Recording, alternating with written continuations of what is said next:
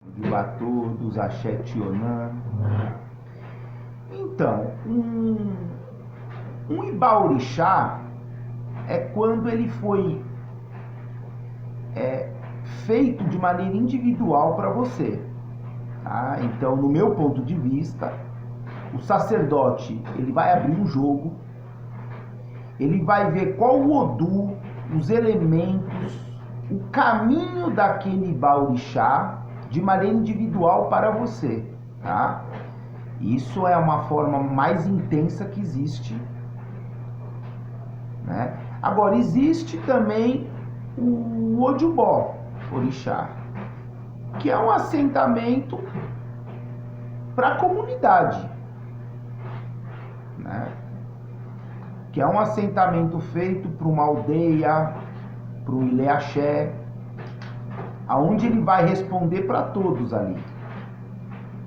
Claro que dentro de um Ojubó, por exemplo, né, existem as pessoas que têm os seus ocultás, por exemplo, ou os fundamentos de acordo com o orixá do Ojubó, consagrados para ter uma ligação com aquele Ojubó, né?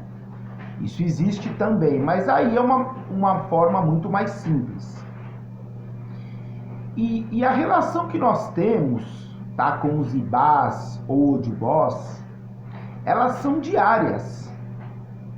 Ela não é só uma relação de simplesmente de tempos em tempos você fazer um orô, oferecer um adimu, ou tirar um ebó, tá, naquele Ibá ou Ojubó. É muito mais intenso do que isso. Porque o nosso Ori, ele fica ligado constantemente naquela força espiritual, naquela concentração de energia, né? As pessoas dizem que o orixá ele está no nosso Ori. Sim, para as pessoas que foram iniciadas, sim. Pessoas que foram pactuadas também têm a ligação com o Ori. De uma outra forma, mas é uma ligação também. Porém, se não fosse importante, né, o Ibá ou o Ojubó, não existiria. É a mesma coisa a questão do ebó, é a mesma coisa a questão dos oguns, dos akoxés, das magias, da classificação de rezas que existem, das folhas, tudo isso tem importância, né? Porque o nosso culto ele não é simplesmente um culto de fé, que você dobra o seu joelho e expõe a sua fé. Não. O nosso culto, óbvio, ele é feito através da fé, porque ninguém é um robô ali fazendo ritual, porém é um culto que exige aprofundamento, conhecimento, e você vai tendo graduações dentro do culto, né? Através de iniciações imulés, que são as pactuações, através do seu conhecimento, através dos bueres plantados no seu corpo, entre inúmeras coisas. Nosso culto ele é muito rico, né? Então a sua relação com o Ibá ou Ojubó, que são os assentamentos, ela é constante. Ali está tendo uma troca de energia diária, constante, ininterrupta. É direto isso, tá? Não tem férias, não existe isso. Então, o que é o ideal? Você acordou de manhã, chamado boca de axé, que são as primeiras palavras que você fala, você deve ir lá no assentamento falar essas palavras, né? Fazer os mojubas, os oriquins, as rezas em geral, né? E aí, depois disso, você começa o dia. Então, essa relação que você tem com os assentamentos, Ibá ou Ojubó, ela vai muito além de você ir lá fazer um ritual. Ela é constante.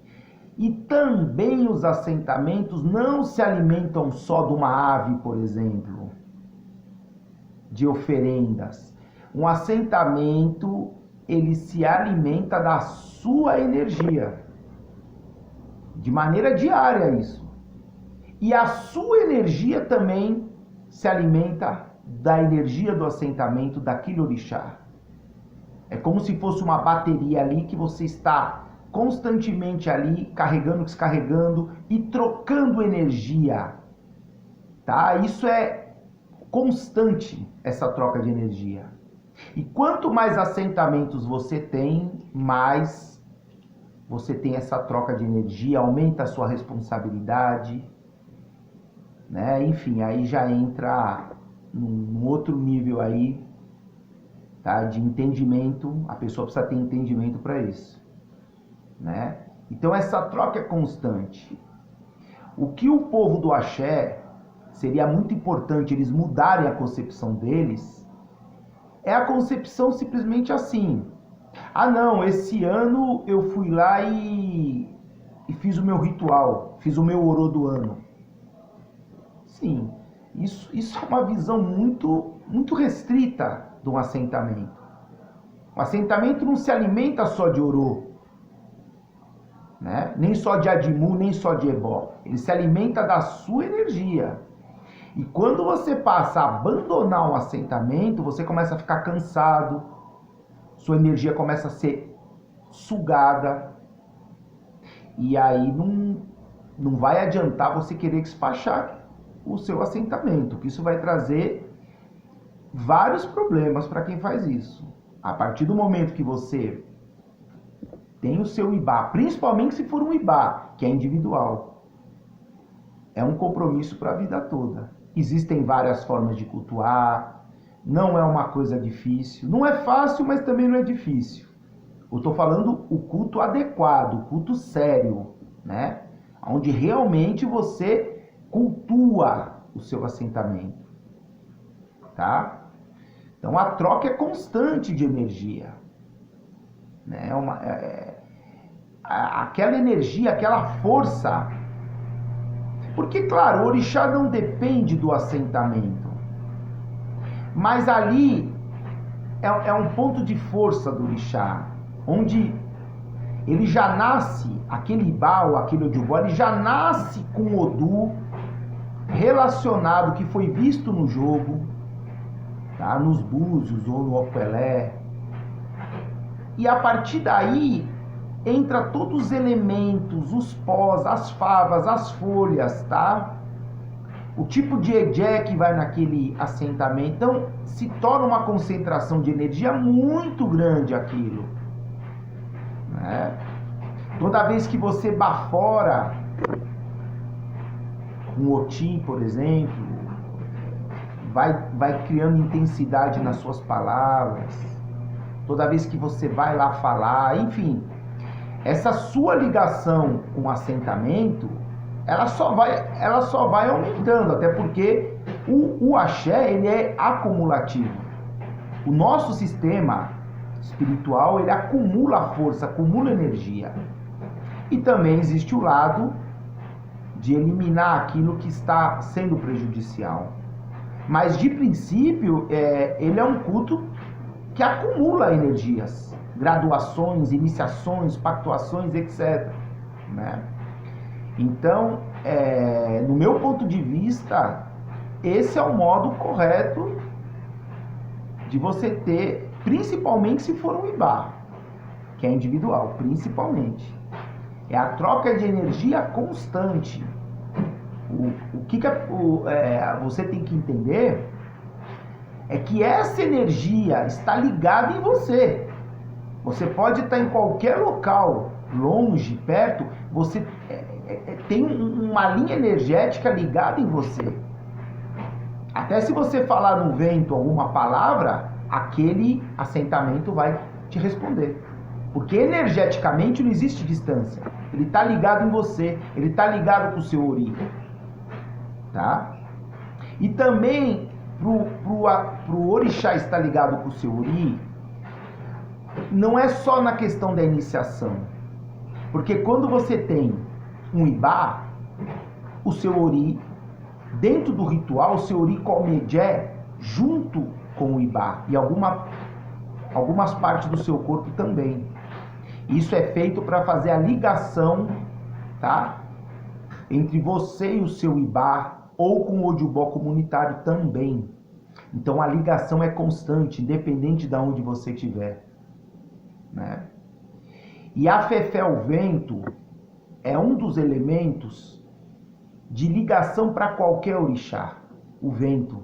Então onde você falar, o orixá vai te escutar, tá? Então essa questão de ver o assentamento como uma obrigação que você tenha que dar no ano e você tá livre, eu não cultuo dessa forma, não concordo com isso, tá? Isso limita muito a vida da pessoa, tá? O culto ao seu assentamento tem que ser constante, diário, tá? E de uma maneira até tranquila.